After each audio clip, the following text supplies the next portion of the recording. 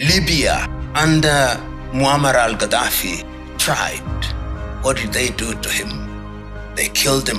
Burkina Faso under Thomas Isidore Sankara tried it. What did they do to him? They killed him. Ghana under the Osagie for Kwame Nkrumah tried it. What did they do to him? Removed him from power. Tanzania under Mwalimu Julius Kambarage Nyerere tried it. What did they do to him? They undermined his economy. Mozambique under Samora Moises Marcel tried it. What did they do to him? They killed him. Wait, it doesn't end there. What about Ruben Umniobe of Cameroon, Amilcar Cabral of Guinea-Bissau and Cape Verde, Felix Moumier of Cameroon, Sylvanus Olympio of Togo, Hamani Diori of Niger, Laurent Désiré Kabila of DR Congo, Samuel Doe of Liberia, Eduardo Mondlane, Marion Nguabi, Barthélemy Boganda, Pierre Mulele, and many others. So whenever you tried to decolonize in all spheres, the former colonizer turned policeman of the world or policeman of the world will take you out. A lot of persons have asked me this question time without number. The question is this: why is it that the Great Britain, they are not interested in the release of Nnamdi Kanu, who is holding their passport, traveling with their passport, and was kidnapped and brought back to Nigeria illegally, and is getting to 3 years now, and the United Kingdom or the Great Britain, they have not even released a statement condemning the Nigerian government of the illegal activities carried out against Nnamdi Kanu. Even the Supreme Court of Nigeria, which is the apex court, had condemned the incident. Now the question is this: you see, all these kingdoms or countries who colonized Africa, there is no doubt that they are still protecting their interests. And what is their interest? Their interests are the crimes they committed in Africa. In Nigeria, the crime they committed, the greatest crime is not even forcing their language on us, forcing their culture and ways to us, but the crime they committed in Africa is the amalgamation of Nigeria. I mean the crime they committed in Nigeria, to be precise. That is the amalgamation of Nigeria. And they believe that when these people are being amalgamated, they will continue to have problem. And when they continue to have problem, now, we, the Great Britain, will continue to intervene. And in that manner, we are going to protect our interests. This is just a calculated game. Now, when you look at all these Francophone countries, the Ivory Coast, the Senegal, to mention but few, but thank God that the Niger, the Mali, and the Burkina Faso have taken their destiny into their hands. You see, France is still protecting their interests, and they will go to any extent, even to eliminating people who don't want their interests to be protected. Now, when you look at the case of Nnamdi Kanu, you will see that the United Kingdom, they are not interested. The Great Britain, they are not interested in his release. And people would ask, what is going on? Do you think if Nnamdi Kanu was interested in one Nigeria, that these people would also keep quiet? That is not true. You see, these people, they know that the way Nigeria is now, that is their own strength. If Nigeria is progressing, these people will lose everything. If Nigeria is progressing, Nigeria will progress and supersede their power. These people don't want a nation in Africa that will come out and challenge them. So they will do everything possible to make sure that the country will not go forward. And they know that if the indigenous people in Nigeria will have the power to have their own country, rule by their own selves, organize their own security, the Western influence will be gone forever. How would you imagine a country where, like, people from London, the citizens of the European Union, will come to Africa, to Nigeria, or to Yoruba land, or to Biafra land? They will just come there just to seek for job opportunity to work. Can you imagine a country where people from America will seek, visa to come to Nigeria just to school? They don't want to see those things. All they want to see is a country that is not moving forward, a country that is divided, so that you can always come and borrow money from them, so that you can always come and ask for help from them. But a man stood up, Nnamdi Kanu.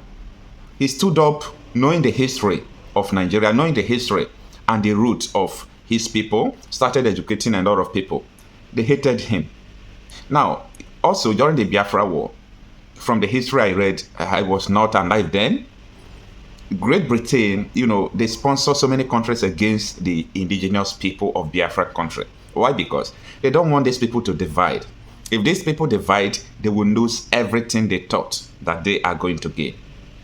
Chinua Achebe said in his book, Things Fall Apart, The white man was very clever. He came and cut the links and the things that kept us together, and he broke them, and things have fallen apart. And what they have now done, we have expelled them. But what I fear, our brothers whom they now work with, whom they have recruited, and who have our skin, speak our language, and are related to us, but they are working for them. The fifth columnists within our ranks, those are the most dangerous. You see, they install puppets in power, often the very individuals used in assassinating anti-imperialist leaders, whether through coup d'etat or other means. You know what? The most dangerous aspect of these individuals, whom I call puppets, is that they are the worst among Africans. They are the most corrupt ones. They are the ones who don't care about the lives and living conditions of average Africans, opening the doors to imperialist exploitation of their country's resources. Sadly, these are the leaders who have held power across many African nations, caring only about their own pockets and status. When these puppets ascend to power, they form exclusive cabals or hierarchies that have ruled for decades. That's why, even in supposedly democratic systems, elections often amount to mere formalities in many African countries. The will of the people is dismissed, as elections are rigged before voters even head to the polls. If the manipulation isn't done through direct vote rigging, it's done by distorting the political system itself. In some nations, multiple parties contest elections, but a closer look often reveals that the candidates from each party are part of the same entrenched cabal. That's why, when discussing the prevalence of corrupt leaders in power across nearly all African nations today, we must trace this back to the historical activities of Western powers on the continent, which to some extent persist. They removed, or in the worst cases, killed, the leaders who could have established a positive foundation for the newly independent states, and then they installed evil ones who would bow to their demands and say, "Yes, sir," setting the stage for poor leadership for the next several decades. This was a meticulously planned and executed strategy by the colonialists.